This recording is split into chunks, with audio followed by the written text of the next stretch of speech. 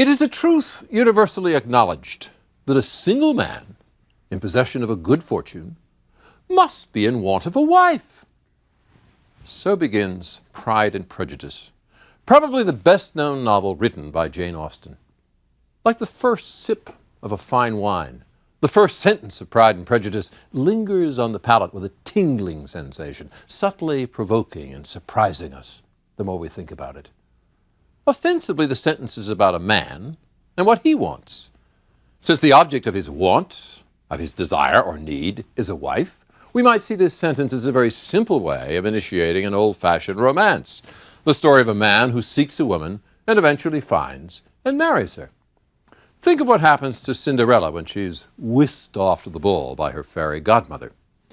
The handsome prince falls in love with Cinderella, picks up the glass slipper that she loses in her rush to leave the ball by midnight, searches the kingdom until he finds the delicate foot that will fit that slipper, and then, of course, marries her.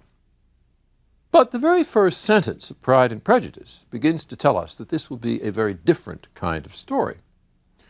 For one thing, the man in question need not be a prince, let alone a handsome prince.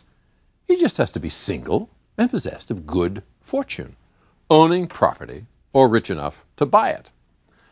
In other words, the sentence tells us that we are no longer in the world of fairy tales or what used to be called romances, stories of knights rescuing damsels in distress. We are rather in the world of the English novel, which is commonly thought to have begun with Samuel Richardson's Pamela in 1740. As a literary form, the novel inherits from romance the theme of the passionate quest. But it radically revises that theme in light of the socio-economic conditions under which men and women meet and mate in the 18th and 19th centuries. Pride and Prejudice, like most of the other novels published in the 70-odd years since Pamela appeared, tells a story about characters situated in realistic time and space and operating under conditions that we recognize even now, 200 years later, as realistic. Say what you will about the ecstasy of falling in love and running away and living happily ever after, the plain fact is that unless the happy couple plan to live on the street and beg for spare change, marriage normally takes a certain amount of cash, property, or both. In Jane Austen's time, a genteel young woman could not work for a living, and therefore could not expect to live comfortably unless she was lucky enough to inherit money or marry it. So in the first sentence of Pride and Prejudice, the word want is charged with several meanings. If a single man possessed of good fortune is in want of a wife, he is in the market for a wife. He wants a wife in the way he might want a house, a butler, or a horse. Here, too, we see how the old-fashioned plot of romance, which is driven by the man's passionate quest for a woman, gets reconfigured in terms of business and acquisition. This doesn't mean that desire disappears as a motive for marriage, because a man with a lot of money has the power to choose from a variety of young women. But there remains a crucial question.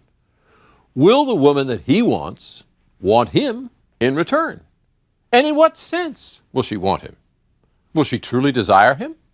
Or will she simply need his money to live on? Jane Austen understood this question only too well. In 1801, when her father retired as rector of the Anglican Church in Steventon, Hampshire, she moved with him and her mother and her sister Cassandra to the town of Bath, as the English say, where they lived in rented lodgings on a tight budget.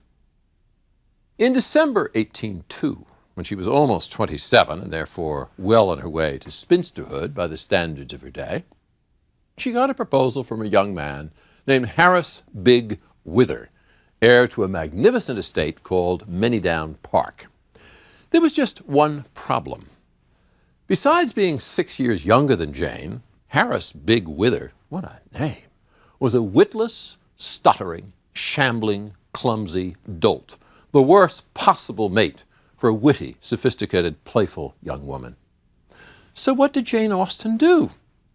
At first she said yes, which meant, of course, yes to the irresistible attractions of his magnificent estate. Then she spent a sleepless night and told him no. Not even his splendid estate could trump her indifference, her downright aversion to him. 3 years later came a second proposal from a lively young clergyman who was far more engaging than Harris Bigwither. But he was too young and impulsive and lacking in fortune to tempt her. So Jane Austen stayed unmarried right up to her death at the age of 42. Nevertheless, she knew very well how much a young unmarried woman could want a suitable husband, for that is the very want lurking just beneath the surface of the sentence about the wants of a single man.